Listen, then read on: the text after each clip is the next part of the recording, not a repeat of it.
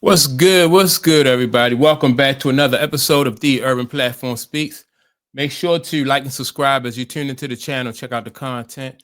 And with that being said, man, I want to speak on this exit interview that Coach Prime, Deion Sanders, gave after their last game, right? And also, Coach JB spoke about it with let me see, this guy's name is Smitty, and there was another guy on there who is from he's a Colorado alumni. His name is Darren, right? And they basically was discussing how Coach Prime needs to get better at recruiting in order to make this uh in order to have this Colorado football team be better. You know, a lot of people was saying from the jump that if you try to grow your football team from the portal is not going to work. You know, and it's the same as having a basketball team and just trying to recruit a bunch of one and dones, right? I remember watching the guy, what was the guy now? His name was Coach Calipari. He had I'm not sure if it was when he was at a few stops he was at. I know he was at Memphis one time, and then he was at, let me see, was it Kentucky? I think he was at Kentucky, right?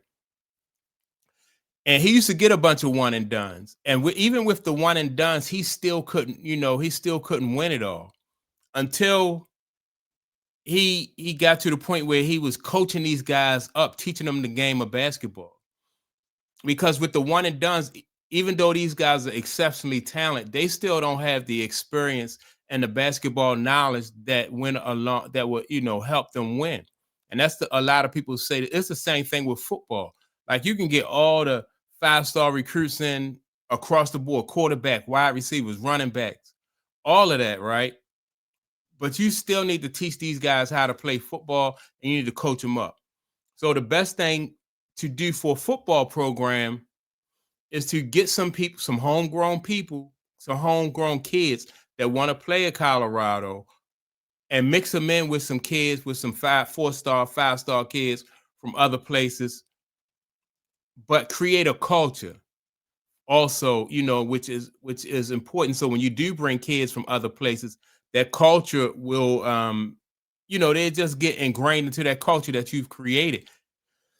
And so they were talking about this on Coach JB's show. And Coach JB been saying this for a while about the recruiting and the coaching that Colorado do. And so what I want to do is I want to listen to Coach JB and his guests talk about Coach Prime, and then I'm going to add my 2 cents. Alma mater, Colorado, man. Obviously not the best season to say the least. Went 3-9 this year with the loss to Kansas State, and Coach Prime has some final words post game after the game. Check it out. When I win, I don't mind a clap. When I lose, I don't mind a boo. I played this game. I know this game like the back of my hand, and I love this game, and I love all the ups and downs, the ins and outs about it. And I'm built for every last bit of it. But if anybody's built to reconcile and to get this back on course, it's me. And I will do it if it's the last thing I do on earth. Trust me when I tell you. This was the last supper. God bless. All right, so Coach Prime said that and I think he's kind of getting out ahead of the criticism that he's going to take for finishing 3-9. But I mean, it comes with the job. If you finish 3-9 and you underperform, people are going to call you out on that. The only thing I think that makes it worse for Coach Prime is because he is so, he likes to brag and he likes to brag when they do win. And so when you don't win, I think people really are going to come out of the woodwork and criticize. But let me get to Coach JB and his panel discussing what Coach Prime had to say about their 3-9 season. Coach Shaft. I mean, obviously, you like it, you love it, you hate it. Talk to me. I can tell that he's invested in fixing the issues. The issues are that now you're going to be going into year 4, and you haven't done a good job of developing and retaining your roster. To me, it's like all they talk about at Colorado is about the portal. Okay, you can't just talk about the portal. It's got to be a combination of high school recruiting along with junior college recruiting and the portal. It's got to be layered through those 3 different avenues. And I think that they've gone all in on the portal every year, and they haven't done a good enough job of retaining and developing players, because believe me, all those guys at one point were top high school recruits. So what's missing? What's missing is the development piece of keeping them in your program, your culture, getting closer, and not just have a revolving door of players coming in and out of your program. And once they lost guys like Shador and Travis, who he already had a previous relationship with because they played for him at Jackson State, he didn't do a good enough job, and his staff didn't do a good enough job of recruiting and developing high school talent while evaluating portal talent and making sure you have a good blend of both. Because now you're going into year 4 and you're starting over. You don't want to be going into year 4 and starting over. And so, you know, I love what he said. I mean, he's going to have a staff overhaul. He's going to have to hire a new offensive coordinator, probably new offense and defensive staff. And he's got to hire good football coaches.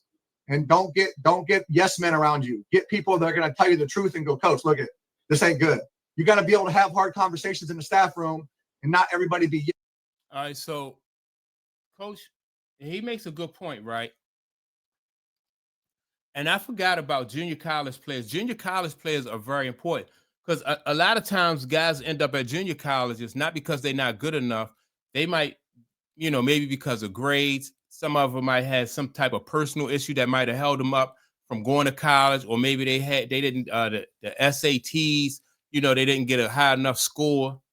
And so it's talent at the junior college level, right? And those guys who come up from the junior college levels, they are hungry and they want to, they want one more shot at making it, at the major college level, right? So I think Deion Sanders and the people at Colorado, they did kind of miss the ball, miss the bus on that one, because they had opportunities to recruit these high school guys, and just really to commit to the portal like that. In my opinion, I just think it was a miscalculation, and this is what Coach JB has been saying for a while. It's just been, you can't rely on the portal. You have to get guys that want to be there. Number one, like I said, those are the guys, the kids who come from Colorado, or kids who really may have some type of connection to that program, and you coach these kids up. Then you mix those kids in with kids who are maybe some 4-stars, some 5-stars if you can get them. And so here Deion Sanders is going into his 4th year and having to start over. And the only good year they had is when his son and Travis was there. And so when you have those guys, he had a relationship with them because that's his son, and Travis, he recruited out of high school. It's going to be tough for Deion Sanders to bounce back from this. Colorado, it's cold in Colorado, so that's an issue. He's going to have, kids don't want to play where it's cold at. That's number one. It's going to be hard to get them 4-star, and especially the 5-star recruits, to go and play somewhere where it is cold. Then also their coaching staff. Just because you have NFL coaches on the staff, it was a draw for a little while, but when you have NFL coaches on your staff and you still have a 3-9 record, that's not, in my opinion, that's not like a selling point, right? So let me get back to some more of what the panel had to say about Deion Sanders and like what Deion Sanders is up against. Yes. That doesn't get stuff accomplished. You got to be able to have those confrontations and have some adversity. It's okay to have those conversations, had hard talks within a staff room. And I think right now everybody is yes people around Coach. And I think he needs guys that are going to be good football coaches. They're going to be great recruiters, and they're going to develop players. But now going into year 4, Smitty, man, you're probably going to have to go heavy portal, because you can't rely on bringing high school kids in right now to play.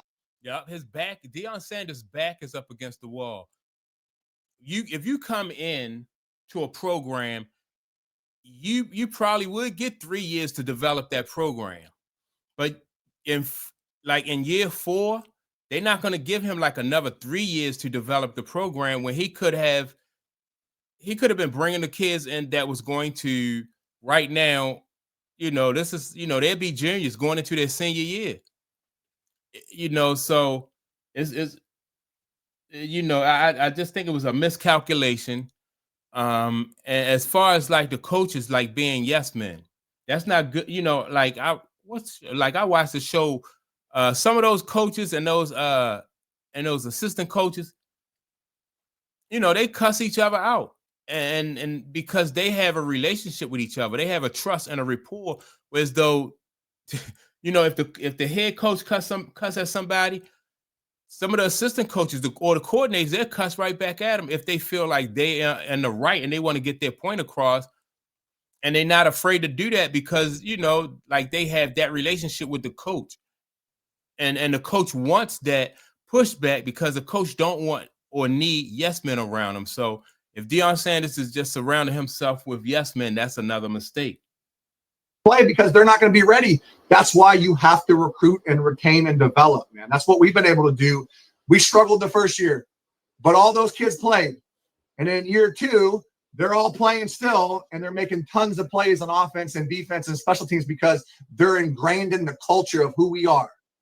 And, I'm a fan of Deion, man. I mean, I'm a fan of him as a player. I mean, his rise through college football has been documented. I think people are getting jobs that don't deserve jobs because of Deion. All right, so that right there, I just think that, like you said, recruiting was a big part of it. And I just think that Deion Sanders dropped the ball when it comes to that. And I think that it is to get those kids out of the portal, it's easy, right? There's a lot of talent in the portal. Kids transferring for different reasons. Maybe they're not getting enough time at one school. Maybe academic reasons, maybe financial reasons. They want to come somewhere where they think they can get more money or, whatever reason, right? But you still have to coach these kids up. And sometimes it takes more than just one season for a kid to really learn that program. And so I think next year going into the season, Colorado, like the coach said, Deion Sanders now has to almost commit to the portal again. Or even he'll try to find like a mix where as though he'll have a mixture of kids from the portal and kids that he's bringing in from high school and junior college. It's going to be tough. It's going to be tough. Deion Sanders next year may have another. It's going to be an uphill battle. He might even have another 3-9 season. Because it's almost like starting over. And so yeah, that's my take on it. Make sure to like and subscribe to the channel. Also, don't forget to leave a comment, and I'll check you all out in the next video. Peace.